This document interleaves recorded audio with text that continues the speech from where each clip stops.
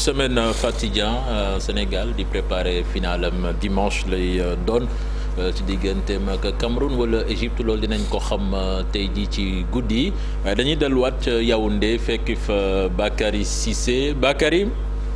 oui ndekki nga bu baax.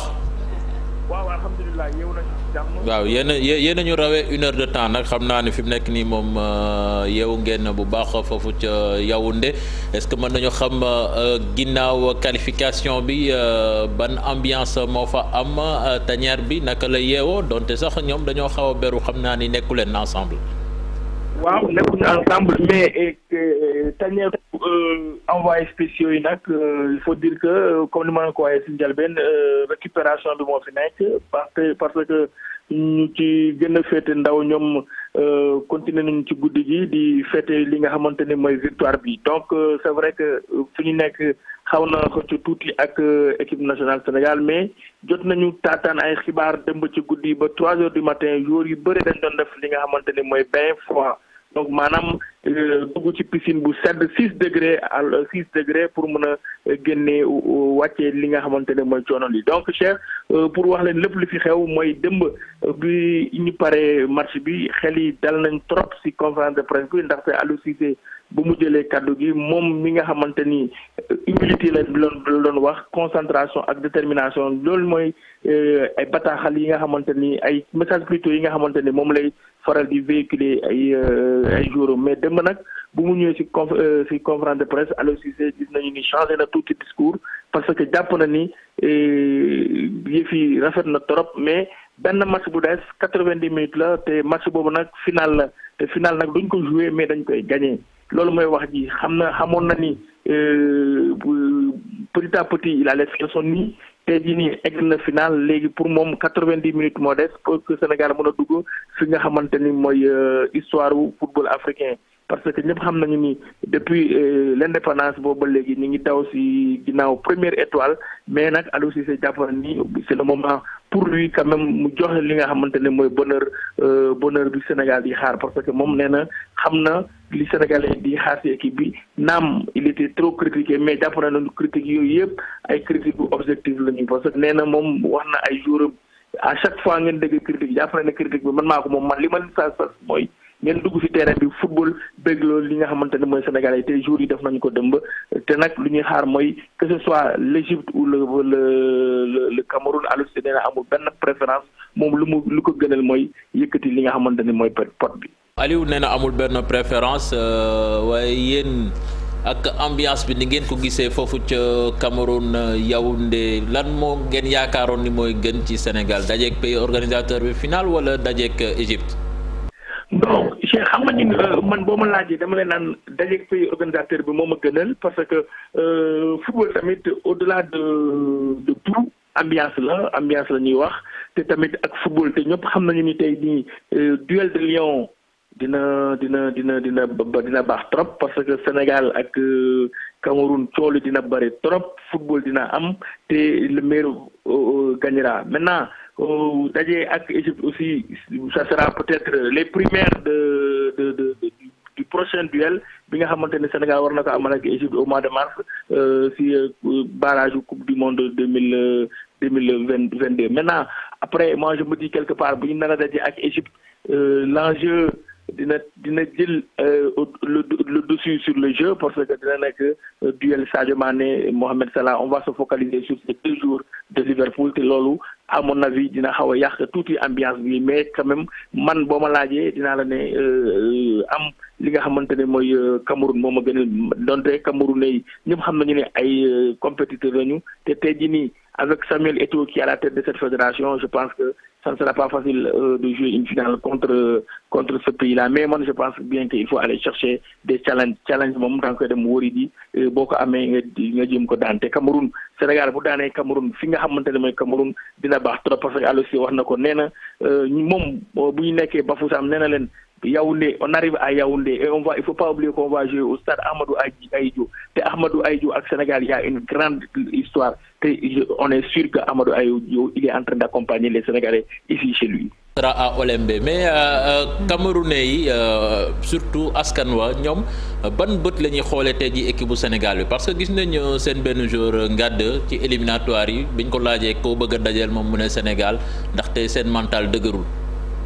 Ngàdd moom bàyyi ko mu wax lu ko neex man jot naa waxtaan tey ak Kaaw ak yeneen joueurs yi ñëpp ko mere mais loolu amul problème c'est-à-dire population tey jii Cheikh pour tout vous dire population Cameroun. dañuy dans les faits ils te disent que Sénégal la ñuy faral mais bi ñu demee depuis Bafoussam ba léegi gis nañu ne à chaque fois que bu ñuy football ak yeneen équipe bi dafa mel ni équipe yooyu la ñuy faral donc moi je me dis quelque part wax naa ko ak ki nga xamante ne moom laa bokkal léegi mooy di ay sunu naataango Amérique Sine nee naa ko xam naa ne lii ça se comprend parce que souvent booy football équipe bu mag booy football ak équipe bu ndaw tendance bi si équipe bu ndaw bi lay gën a nekk parce que dañuy bëgg équipe bu ndaw bi mën a def li nga xamante ne mooy challenge mais nag pour tout vous dire man dama gis naa tamit ay supporters u Cameroun la ñi nga xamante ni supporter ñu woon Sénégal maintenant après je me dis quelque part que c'était juste sur ce match là peut-être que bu ñu nar a daje ak Égypte ils vont nous supporter parce que Égypte l'aurait battu mais l'un dans l'autre je vous dis très clairement que Sénégal am nañu orange yi parce que foo mënta dem Sadio Mané lañ lay tudd Kalidou Koulibaly Idrissa Gana Gueye Cheikhou Kouyaté parce que c'est extrêmement important pour eux de voir ces joueurs-là ñi nga xamante ne ils ont l'habitude de les suivre en club. Le programme des Lions au lendemain de cette qualification en finale. Bakary Cissé. Oui. Bakary.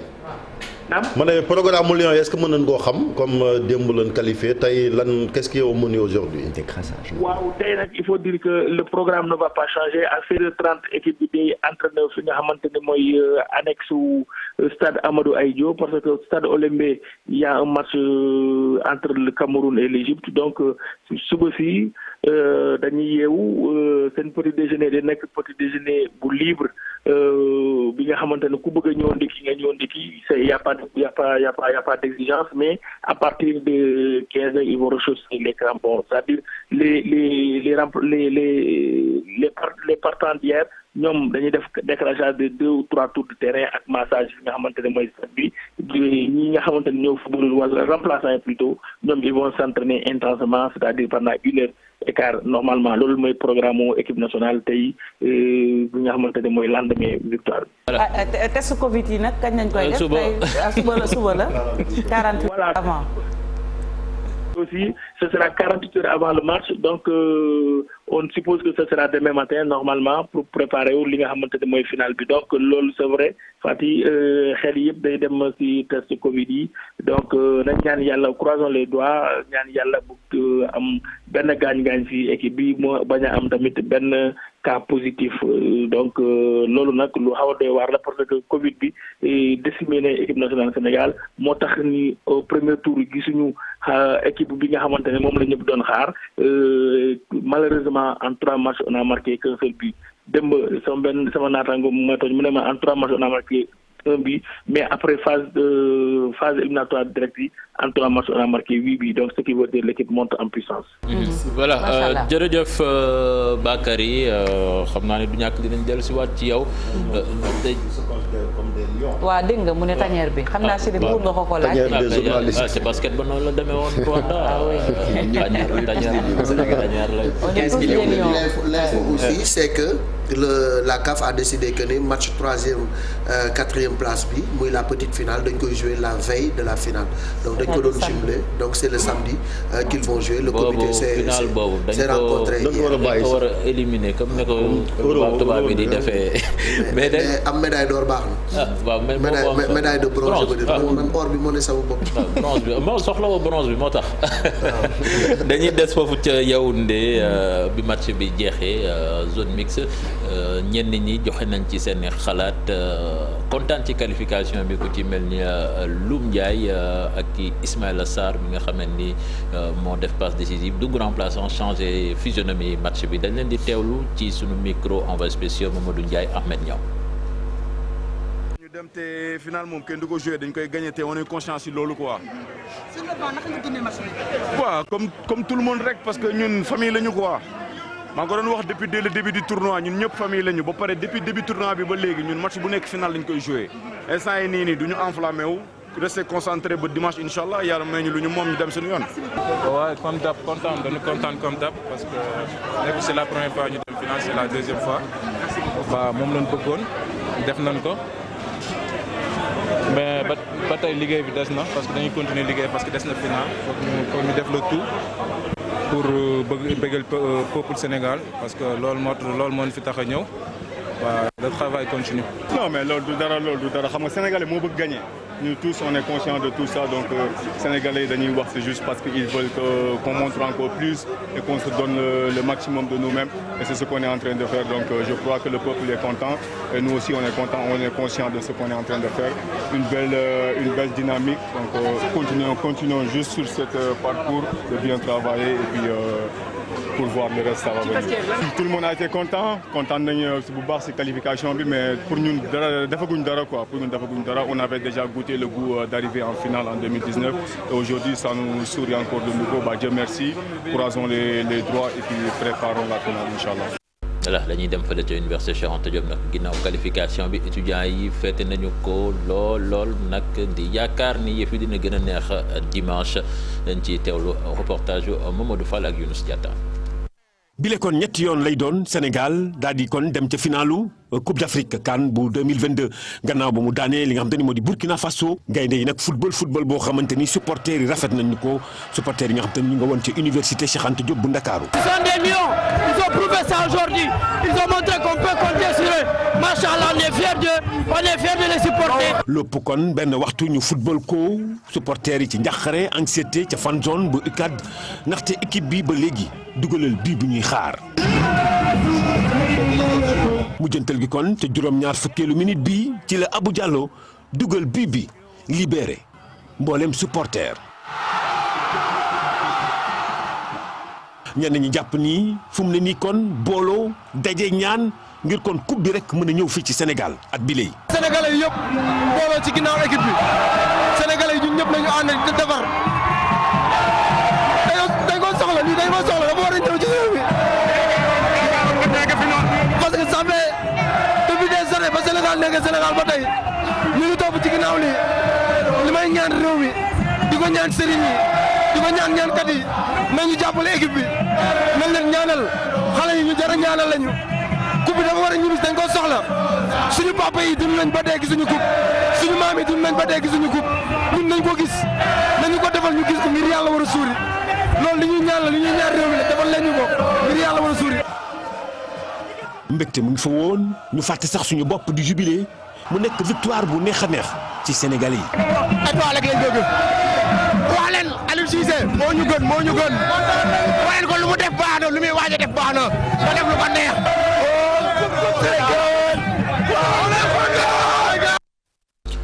Aliou Cissé yaa ñu gën. voilà waaw yéen a ko gisee woon. yaa baax Aliou Cissé yaa baax mais jeexagul fàttali nañ dem ca Yoff tamit kii di Habib Faye moom moo ñu fa teewaloon ambiance bi tamit xumboon lool ci coup de sifflet final bi.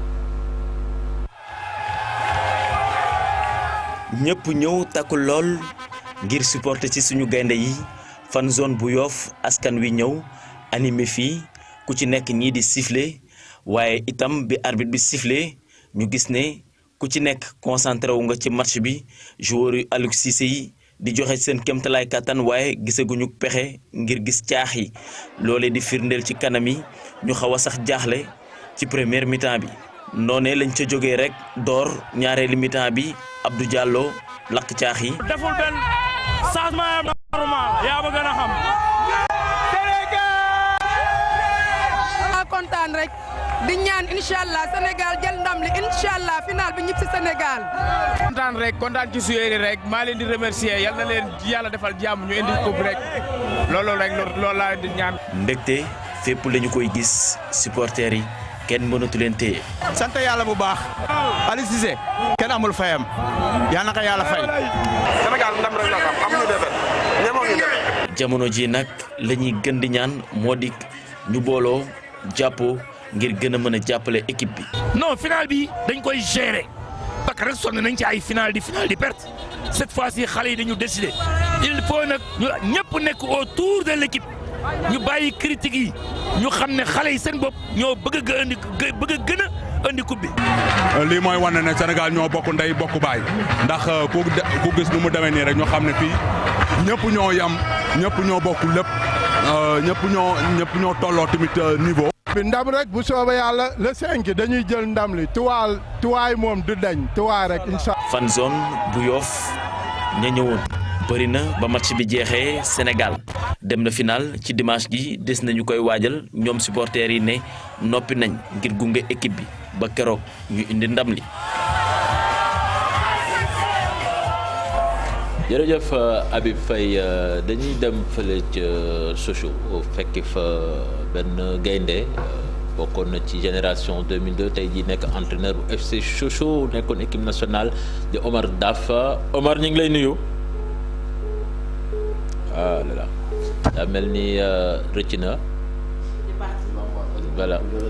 waaw Omar Daf xam nga rek moom déjà. li Saliou Ciss di def nii ku ko mënoon la. ci xam nga rek Malick mi ngi koy wax sànq ni lu ko tere bokk ci épopée bi c'est parce que dafa yor équipe. Sochaux mënul libéré wu ñëw waaye yàgg na di gunge Aliou Cissé ci campagne équipe nationale yi. et puis il a joué. à chaque fois que Sénégal soxla ko. da doon ñëw ci wetu Aliou jàppale ko ci liggéey bi. te du woon laaj dara. donc loolu patriotisme la. beneen bi ci des aussi mooy c'est le seul entraîneur africain buy coacher une équipe de Ligue 1. donc de Ligue 2 je veux dire de Ligue 2. donc mu nekk nga xam ne vraiment tey dafa wane yoon bi un exemple d'engagement patriotique. un exemple d'humilité, de politesse et d'esprit positif. donc loolu mooy symboliser. Loppi jaarul ci moom non. moo ko yor Joseph. moo ko yor Joseph mooy coach. aywa Marcel tu voulais. donc il a droit au chapitre quoi. ci humilité bi parce que léegi ñu doon wax Sadio Mané les autres qui sont très humbles ci état d'esprit groupe bi mais on se rappelle que Omar Daf ci équipe nationale il faisait son travail en toute sérénité dans le calme. En toute humilité xam nga donc l'un des joueurs les plus exemplaires de la tanière de cette génération voilà donc nga xamante ne moo doon jiitu ci entraînement yeeg yooyu donc ce n'est que bénéf de l'avoir aux côtés du staff. d'accord aywa Omar Daf je pense que jotaatuñu ko ba léegi mais de toutes les façons dañuy ñëwaat ci kanam. waaw voilà ñëw na Cheikh Tidiane mu nga ko jël. voilà mi ngi ci ligne bi Omar ñu ngi lay nuyu allo. Omar Daf. allo oui Omar. waaw xam naa dégg bi xawut neex mais fekkee yaa ngi ñu dégg Omar ñu ngi lay nuyu.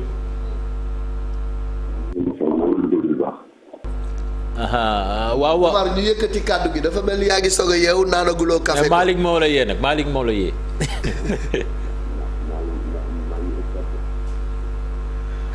apparemment quelques soucis avec la liaison téléphonique avec Omar Daf. mais est-ce que ñu ngi dégg retour bi waaw Omar yow déjà naka nga dundee qualification équipe nationale bi ci finale Coupe d'Afrique loo xam ne yéen seen génération jotoon ngeen ko def ca 2002. Bon, on est très fiers parce que on fait une compétition très difficile. Aujourd'hui, le Sénégal a réalisé l'exploit de retourner en finale pour une deuxième fois consécutive. Donc il faut juste les féliciter Aliou Cissé, tout son staff, tous les joueurs, tous les gens de la fédération qu'on depuis le début. Voilà, Omar, cette équipe quand même a démarré difficilement la compétition, mais au fur et à mesure, elle est montée en puissance de loin. Comment est-ce que vous analysez les prestations de cette équipe nationale? Pour moi, dans une compétition comme la Coupe d'Afrique, ce qui est important, c'est de rester très concentré, très régulier. Je connais bien Aliou Cissé pour avoir travaillé, pour avoir joué avec lui, avoir travaillé avec lui. On connaît bien le continent, on connaît bien le football africain, donc il est allé avec cette Coupe d'Afrique avec beaucoup d'humilité. L'équipe sait exactement ce qu'elle doit faire, donc on est avancé progressivement. Donc petit à petit, l'équipe est montée en puissance. Et comme on le dit, l'objectif, c'était d'aller en finale et essayer de gagner. Maintenant, les dimanches, il faudra répondre présent pour essayer de remporter enfin ce trophée. Justement, qu'est-ce qu'il nous faut pour gagner cette finale? Parce qu'à chaque fois, ça va être la 3e. On a perdu les 2 premières finales. Et quelle sera la bonne recette? Mais wolof Cheikh Tidiane pour Sénégalais yi dina dégg.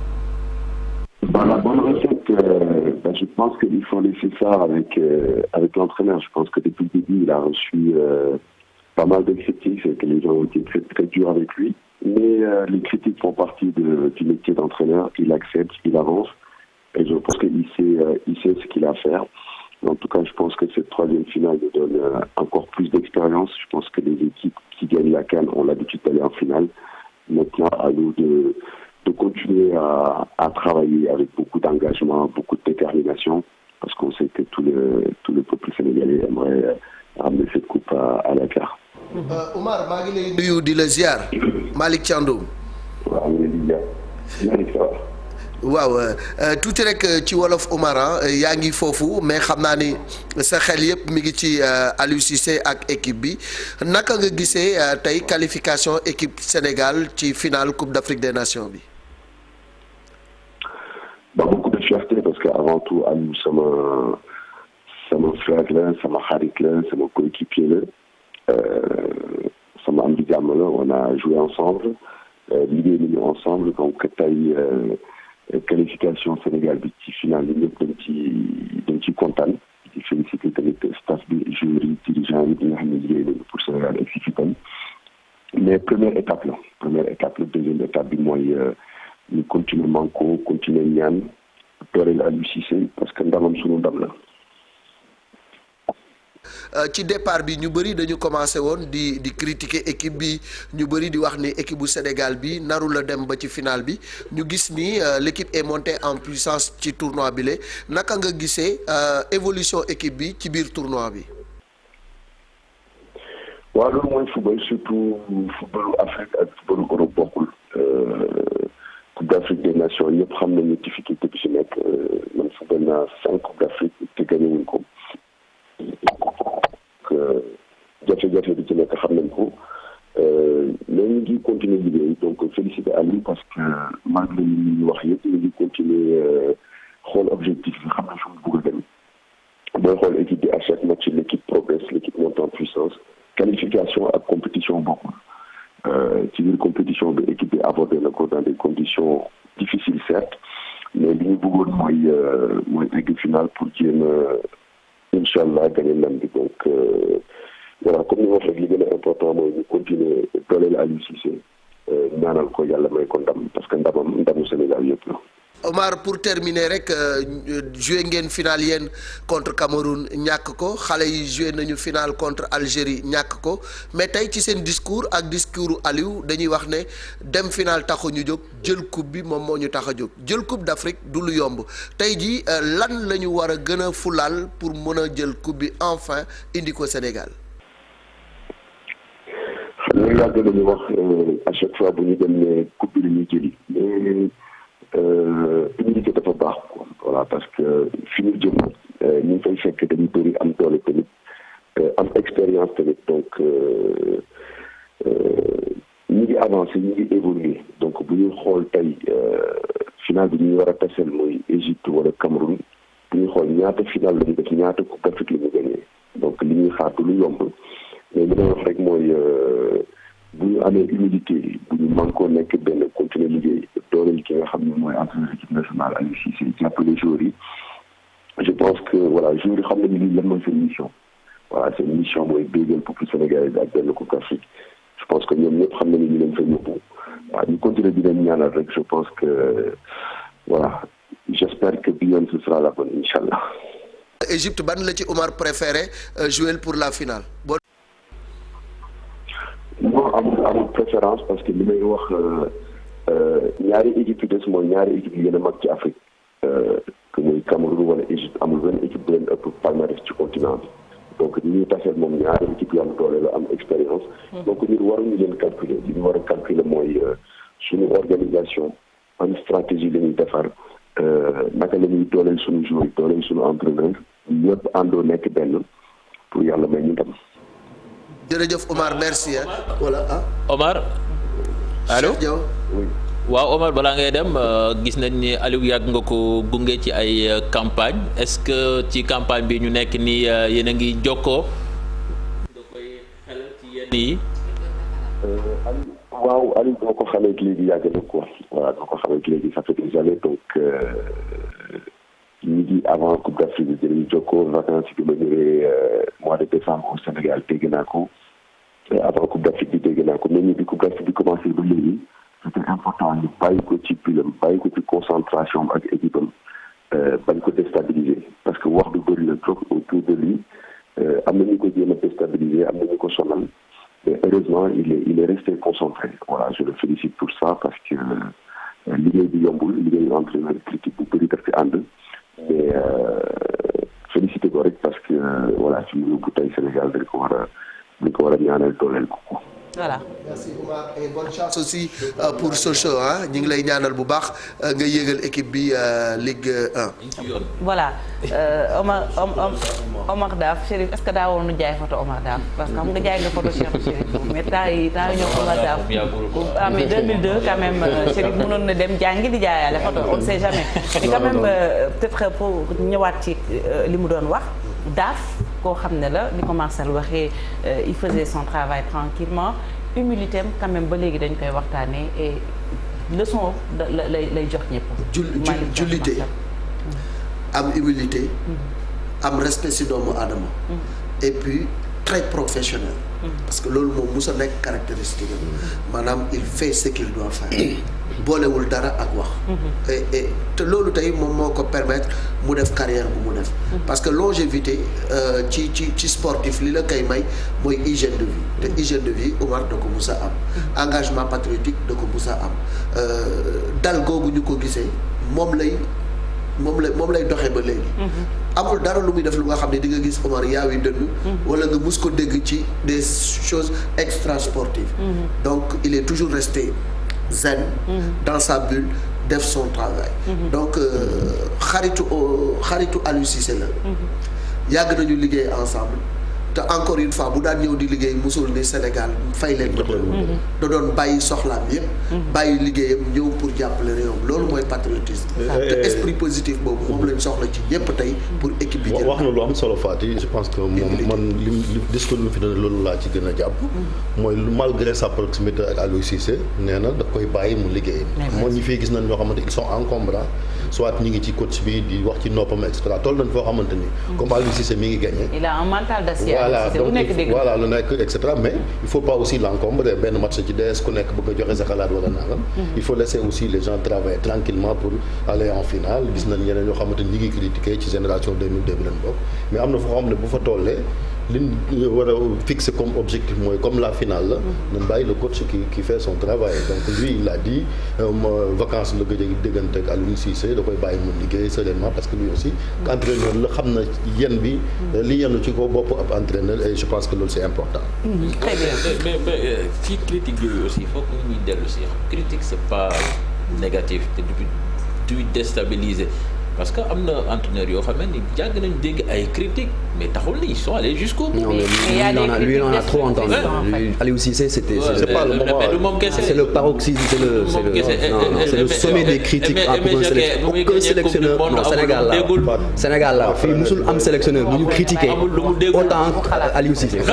Mais moom Aliou en personne moom nee na d'accord na ko. Ils acceptent. Non, tant mieux. loolu rek la mën a wax. non ku boot bu ki xaj Sénégal mënul ko yor te kenn du ci wax loolu mënul nag. loolu xam nga ne mu ngi ci xol yi aussi duñ ko fàtte yàggul dara démb daawee rek ñu ko doon critiquer waxuñu ñuy wax critiquer wuñu Aliou parce que dañu contre Aliou critiquer wuñu Aliou parce que dañu am une haine ou bien benn temps contre moom bëgg réew mi ak bëgg mu baax moo tax je pense que non xam nga ku ci munti wax même boo xamul football li lay tax a wax rek mooy xër ci réew mi bëgg réew mi gañ je pense que mooy li Saliou Ciss wax Saliou Ciss lu mu wax man je retiens ça waa génération 2002 on peut pas mais on a vu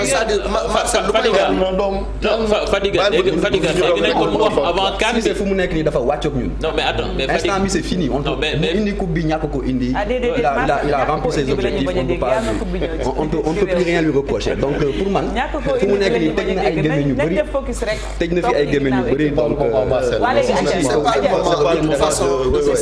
c'est le moment parce que dañoo war ñun tamit dañoo war a jàng naka la ñuy doxalee ak yenn ñoo xamante ne ils sont aux commandes de choses yoo xamante ne ñun xamuñu lan moo ci nekk. wala gars yi dénkee nag liñ la dénk mooy li ma la wax rek mooy li Saliou Ciss wax mu ni ñoom critique yooyu dañ ko jël positivement parce que xam nañu bépp sénégalais buy wax loo bëgg mooy mu baax mooy équipe bi gagne donc loolu mooy état d'esprit mais c'est pas pour déstabiliser. Marcel c'est un grand fan de foot su ma ko déggee tamit des fois muy def yenn appréciation yi daf may jaaxal parce que soo dégg les plus grands coachs du monde mais Luis Enrique Espagne dañ ko fay rey.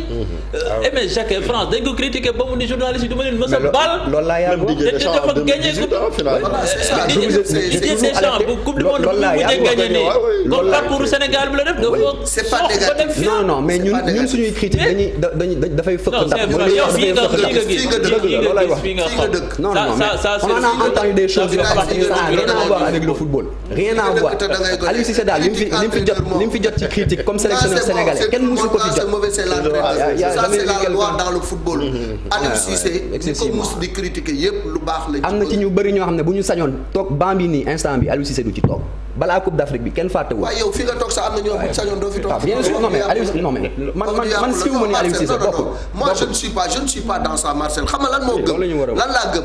gënoo nekk sénégalais ñiy critiquer Aliou Cissé ñiy critiquer Aliou Cissé gënuñu ko nekk sénégalais donc li ñu bëgg mooy mu baax la critique elle peut être constructive ce qui est mauvais c'est une critique subjective critique bu nga xam ne elle n'a jamais été constructive cette critique là justement mais la majeure partie des gens qui parlent ils ont l'amour de ce pays ils ont l'amour de cette équipe nationale et ce qu'ils veulent c'est que le Sénégal gagne le trophée yàlla nañu yàlla may voilà c'est pas le moment sax pour moi je trouve que li des mooy 90 minutes moo des ngir li ñuy yaakaar ñu am ko fii ci Sénégal ay position yi day waaw léegi ñu des ba tey ci marché bi mais ñu wax ci beneen sànq Omar Daf dégg ngeen lu mu wax ci diggante Cameroun Égypte Malick Thiandoum yow kan nga bëgg a taseel Bakary moom nee na Cameroun la bëgg a taseel.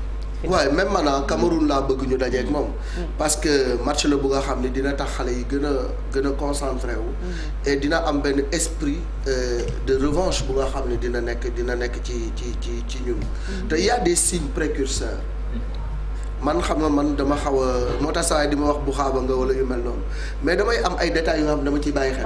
Cameroun da nga ko yàgg a gëm macha allah. waaw dama ko yàgg a gëm man ca départ ba équipe ba gënee bon laa ko gën a gëm maa dàq critiquer Aliou Cissé fii mais ba équipe bi gënee bon mu gën a nekk ci difficulté laa gën a solidaire parce que je sais que ce moment c'est des moments yoo xam dañu war a solidaire autour de Aliou Cissé. ok li nga xam ne moom laay mooy remarque bi ma def ñun 2002 bi ñu Cameroun di gagné. Coq Sportif moo ñu sponsorisé woon ñoom Puma sponsorisé. non ça mi ngi ci beneen ren ji maa ngi ci beneen dimension ren ji dafa am ay signes. ku nekk wax nga xalaat rek. ren Puma. nañ dégloo rek. Puma nga xalaat waaw moo ñu sponsorisé. Coq Sportif moo sponsorisé Cameroun. yàlla nañu yàlla may ndam. et puis beneen bi mooy je pense que afro basket féminin bi ñu mujj a gagné c'était à Yaoundé. c'était à Yaoundé c'est pas le problème ne se pose pas. waaw non je parle pas de signe mais loolu c'est motivation là pour dire que. mais en tout état de cause pour maintenant rester dans le jargon purement sportif. amul choix amul équipe bu ñu war a préférer le Sénégal doit compter le Sénégal doit compter d'abord sur ses propres forces. tey l'ennemi ou bien l'adversaire du Sénégal c'est le Sénégal si le Sénégal joue sur sa propre valeur aucune équipe ne pourra nous résister. yéen a wax Égypte mais Égypte aussi bu leen fàttali historiquement dafa tàmm final di ko gagné. 7 finales gagné ko am ko final aussi. 6 triple champion final la muy Cameroun ak Égypte kon ci mën a doon c'est une équipe il faut gagner donc voilà amul tàmm. Sadio Mané l'a dit moi je l'ai suivi hier sur canal il a dit amul choix. amul choix mais man su ma doon choisir du ma choisir Cameroun. loolu moom du ma ko parce que déjà xam nga ñun.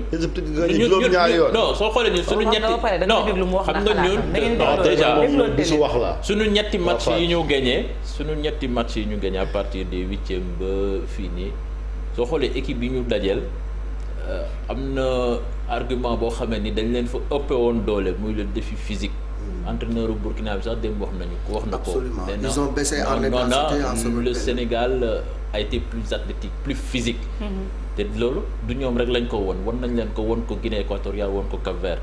mais suñ dajee Cameroun côté boobu foofu day équilibré wu parce que ñoom tamit dañoo am ay combattants ci biir terrain bi. tu as un banc que le Cameroun n'a pas. non.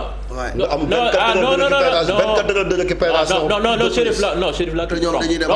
non Chérif là tu te trompes. non là tu te trompes. banc Cameroun bi soo ko xoolaatee bu baax a baax. di nga xam ni banc bu am solo la. non Gandimba sax la ñu am. au contraire. bu Sénégal boobu c'est différent. non. Sénégal daal warul ragal kenn Cameroun mais ensuite. Égypte ensuite pays organisateur. est-ce que doo leen tëj doo leen muté micro Chérif. bàyyi Cheikh Tidiane ensuite pays organisateur ngay dajel. pays organisateur soo dajeeg moom am na avantage public entre guillemets. ça peut être aussi une pression supplémentaire pour ñoom. c'est possible mais aussi l'effet contraire tamit mën na am. ak tamit faveur yi nga xamee ni pays organisateur daf koy faral di am tamit fokk nga kii ko xam nga par exemple ñun contre Cap-Vert premier rouge bi ñu dem VAR arbitre bi apprécier xool ñëw rouge ko si tu joues contre le Cameroun en finale ce genre d'action là je ne suis pas sûr que l'arbitre ça dépend de non pas boobu premier rouge bi le tacle là parce que am na sax beneen match boo xam ne même tacle bi am na fa arbitre génn rouge mooy Mali Guinée équatoriale xam nga genre yooyu arbitre da ci xaw a jàpp parce que pays organisateur bi la moo tax nag man daal pour avec raison yooyu yëpp daal man je préfère ñu jouer Égypte terrain neutre. mais pour la beauté du spectacle et pour la beauté de la CAN jouer le Cameroun. final daal ku koy jouer wala too tàmm. final Cameroun Sénégal. non attends Chérif yoon bu leer. tamit daf ci baax. xam nga ñun soo xoolee. Le Cameroun a difficilement gagné Burkina Faso pour match d'ouverture. Non, quand je dis yoon quand je dis yoon bu leer sax c'est à partir des huitièmes. bi ñu football ak équipe boobu jël Comore moom. même Gambie tenir ko tête première période ñu joué 0-0. Comore ñoo jëloon latéral góoluloo. Non Gambie ils ont surclassé la Gambie peut-être contre Comore mais en deuxième période affaire bi ubbee quoi. on a peur de personne. non mais mënoon nañ match bi wala doo tam amut Cameroun amut Égypte. ban mooy sa préférence. bu ñëw baax final moom waaw bu ñëw baax na. ça se joue pas ça se gagne. ça se gagne une finale elle est spéciale. et ça se joue pas ça se gagne donc beneen match lay doon. bu doon sax beneen équipe bu gën a ndaw Égypte wala Cameroun sax ñoom la ñuy dajale final. c'est un tout autre match c'est comme les derbies donc ça se gagne. voilà Égypte ou Cameroun vraiment. mais après fàttali ko boo équipe recevoir ñu dóor ko en finale. je pense que c'était le Cameroun même qui était. aller au Nigeria s'imposer là-bas. Mais pourquoi pas nous? Mais dans un match extrêmement difficile. Forcément difficile. Le Sénégal doit compter sur sa propre valeur.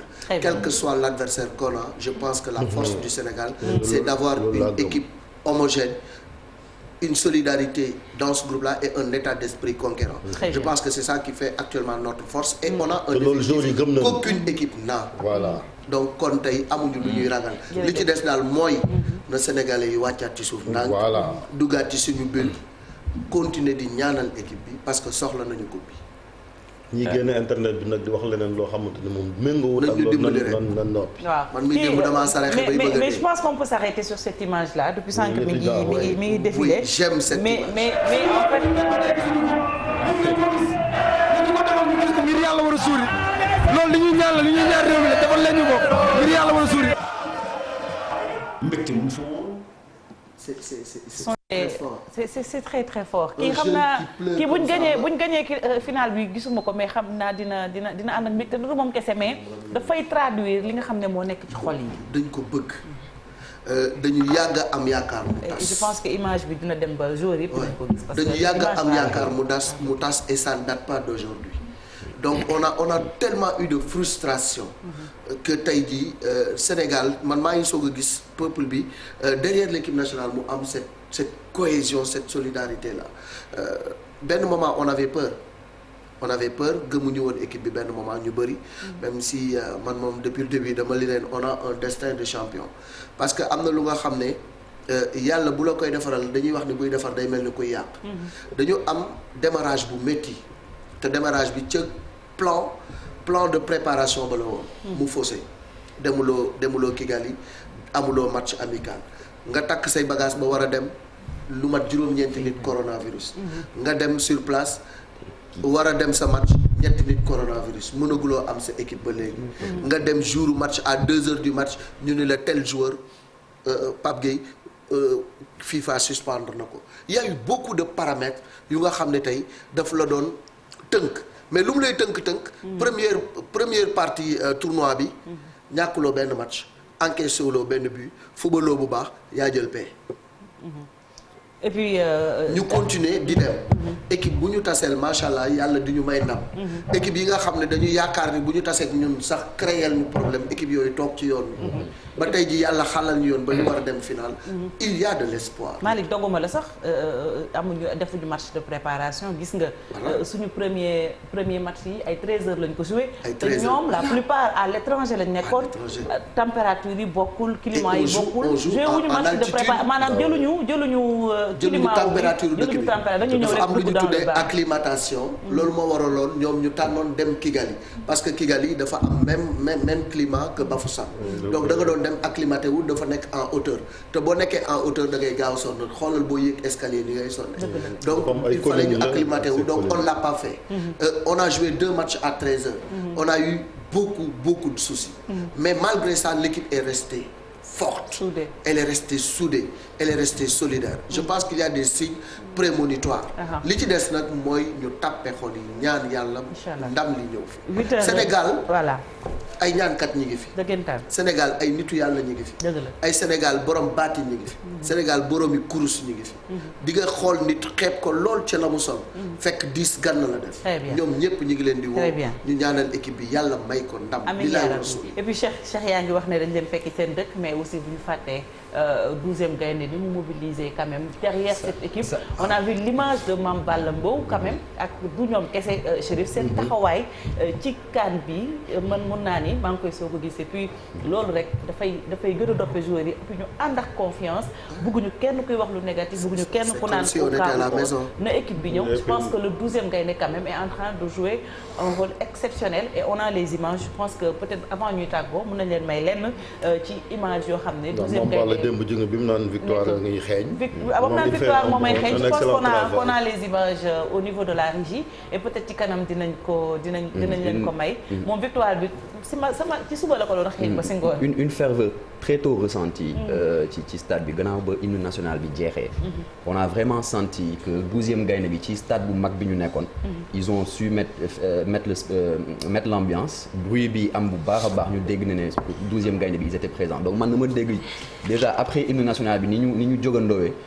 je me suis dit déjà 10 sur 10 pour le 12e Gaïndé rien à dire quoi. rien à dire on est fiers. ñoom nag dañoo commencé am expérience nag 12e Gaïndé bi. 12e Gaïndé bi et puis ak sénégalais yi nekk Cameroun ci yeneen également yeneen réew yi pardon dañu France ñëw seetaan si parce qu'on a une forte communauté sénégalaise en Afrique centrale de manière générale muy Congo muy Gabon te ñoo ñëpp dañu frontalier ak le Cameroun. on espère que ak la finale aussi dem jàpp ci. soo gisee direct yi ñu doon def démb sénégalais ni ñu doon ñëwee en la presse aussi avec ça Amadou Aïdjo waaw je pense que on a l'image de Mame Balla mën nañ ko seetaan on peut la regarder la vidéo juste après ñu ñëw ci xibaar yi ak Cheikh Tidiane. maa ngi nii di wàccee Yaoundé ba mu wàcc ba 0 foo xoolee Camerounais yi kan la ñuy wax MBM la ñuy wax parce que Sénégal mu ngi koy yëngal Sadio Mané mi ngi yëngal ci suuf Ismaïla Sarr mi ngi yëngal ci suuf ñun ñu yëngal ci kaw Burkina Faso boo xoolee man ni ma taxawee xam ne man taxawaayu ndam laa am Burkina Faso yow Sidiki ak Souké nga am man ma am Sanex ak waaju baax Burkina Faso yow Ouagadougou nga am man ma am Kédougou Burkina xoolal ñun nu ñu taxawee Burkina ñun boo xoolee nu ñu taxawee xam ne ñun taxawaayu ndam la ñu am ndam moo may xeeñ ndam ay waay ndama may xeeñ ndam moo may xeeñ Sénégal